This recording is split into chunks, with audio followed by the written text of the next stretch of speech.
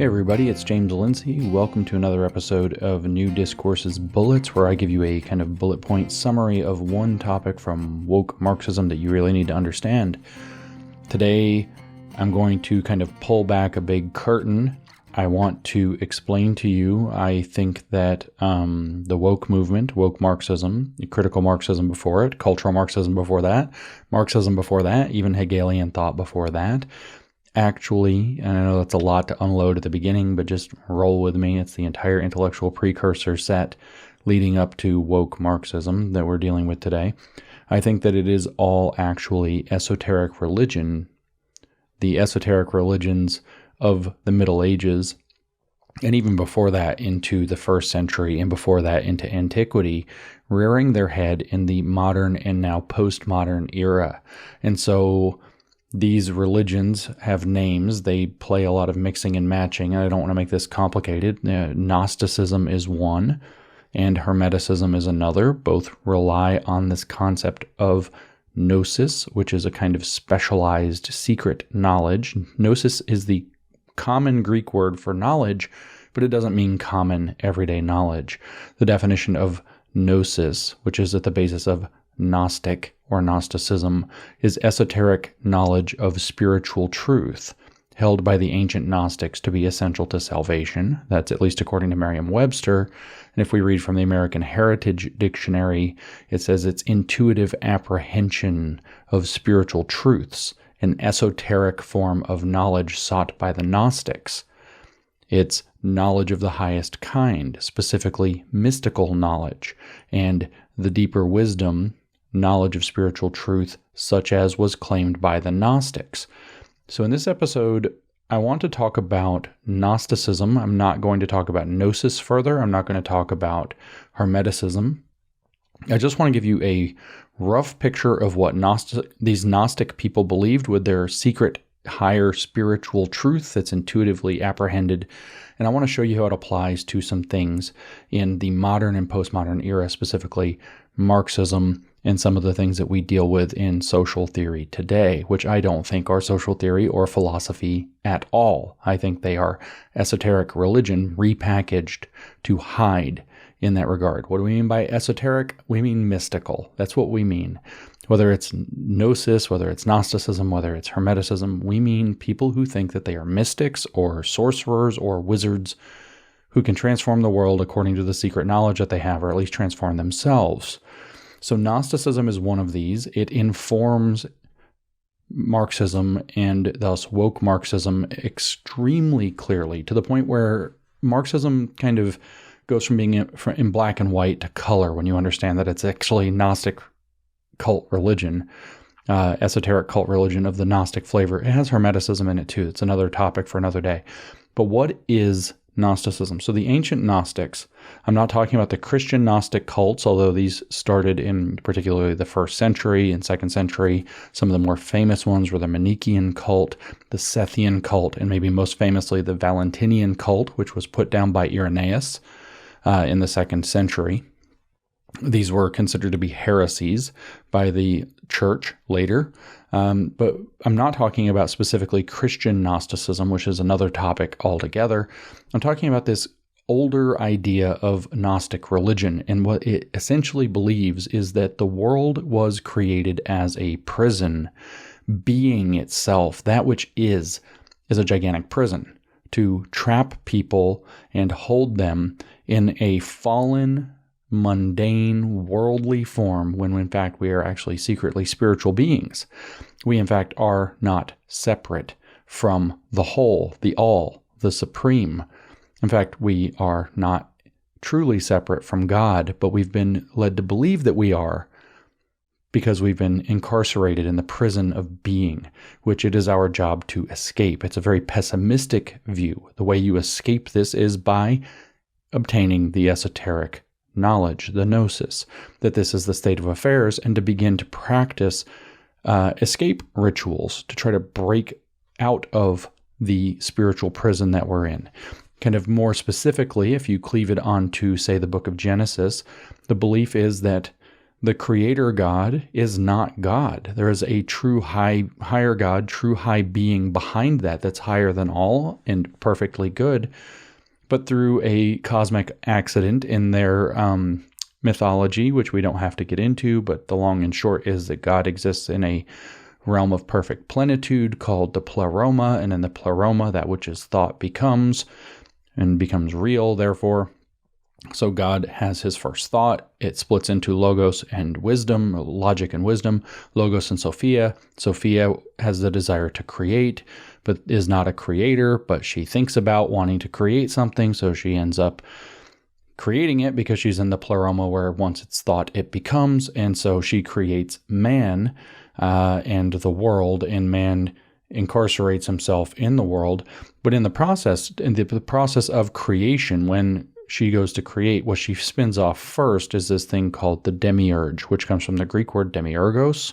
Demiurgos means artisan, which is a type of builder who builds the world. And it turns out that this character, because it was wrought in sin, in deviation from God, is in fact evil.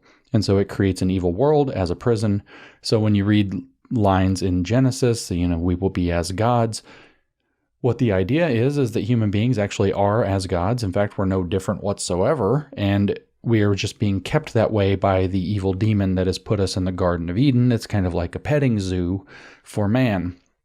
And then when we disobey that being and try to raise ourselves up to the level of gods by eating from the fruit of the tree of the knowledge of good and evil, it flips out and throws us out into the world completely, ejects us from the garden, and imprisons us in the world of suffering and toil and work. And now you can start to feel where Marxism is going to come in. So this is ancient Gnosticism. The long and short is that it believes that everything in existence is a prison that is bad. It's very pessimistic, but that if you have secret, esoteric, hidden knowledge of the real truth, then you can break free of that.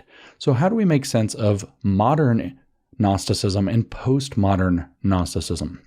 Well, pardon me. Well, Marxism, for example, is a form of modern Gnosticism. Marx believes that social relations that are based off of, say, private property, which is a socially constructed artifice of ownership and individuality, that social relations imprison man. It's kind of the idea from Rousseau that man is born free, but everywhere he is in chains. The social relations around property ownership imprison man. So you have people who are in the ownership class. He calls them the bourgeoisie. The bourgeoisie are actually the people who have the power to construct society. They're in the superstructural position. They construct society, and they imprison and oppress everybody else, the proletariat in particular, and make them live according to bourgeois society rules for the bourgeois benefit. So mankind, the proletariat, the true people, are imprisoned in the world created by the bourgeoisie. And so the purpose of Marxism is to learn to recognize this, in other words, to obtain the special gnosis, which he called socialism or scientific socialism, or wissenschaftlicher Sozialismus, which means he actually talks about it in the economic and philosophic manuscripts like a rebirth into true knowledge. We get to know who we really are, a social being, a species being, a true human being, and we're going to rehumanize man, rehumanize society, and humanize the world around us through our labor. That's the secret knowledge. Socialism becomes the gnosis. And when you possess that, Marx says your senses work different. Your understanding of the world is different. Everything is different. You act differently because you've become a cult member. You've joined the Gnostic cult of Marxism. And so the goal of those awakened conscious people, consciousness being what you obtain when you have gnosis, when you have the secret knowledge, is to seize the means of production of what? Of society, which he thought was in material conditions and economic factors. So we seize the means of production in the factories. Those people get to make and to limit society, and thus we break free of the bourgeois demiurge that is imprisoning everybody in society by throwing off not just that as a deity figure, as an evil demon deity figure, but also the God that it creates as a story. And that's why Marx says religion is the opiate of the masses, and all true criticism begins with the criticism of religion. And he's so famously atheist and says that atheism is a mere starting point, but socialism is where it really is. So now you understand modern Gnosticism. It's Marxism. It's that there's an elite class that has constructed society in a way that benefits itself, and that construction of society imprisons everybody else. Those people who are imprisoned need to be given the secret gnosis called socialism, that they are imprisoned, and throw off their captors and liberate the world and build the kingdom of God here on earth, which is the liberated utopia, or the communist society that is stateless, classless, and perfect. That's modern era Gnosticism. What about postmodern? Well, let's look at the trans phenomenon. We could easily do critical race theory, which maps exactly off of this. White people constructed the white race and the other races in order to Exactly. Race Marxism, the argument is, you can go read Race Marxism. Same as Marx. What about the trans phenomenon? Well, you're born in a particular body. It has genitals. A doctor looked at those genitals and assigned you a sex at birth and trapped you in a prison of being in your body. Society at large had social constructions about what it means to be a boy or means to be a girl, which the doctor not observed, but assigned at birth based on your fallen mundane form. Not even just your fallen mundane form, but your nasty, dirty genitals. The doctor looked at your genitals and committed you to a prison of being where he said you're a boy or you're a girl, and then society and your parents and everybody all along tells you this is what it means to be a boy, this is what it means to be a girl. But you could have gnosis. You could have secret knowledge. Your gender could be different. Your gender might not match your genitals. And so you can actually break free of this social conditioning. You can break free of your body. In fact, you could transform your body as an outward manifestation of your escape from the prison of gnosis. This comes from queer theory's understanding, which is a postmodern theory. This actually derives from the postmodernist Michel Foucault through the feminists, people like Gail Rubin, Judith Butler, Eve Sedgwick, and so on, going forward to the present day. We could add other names. So you see that the trans phenomenon can be understood as Gnosticism, which is why I call queer theory queer Gnosticism.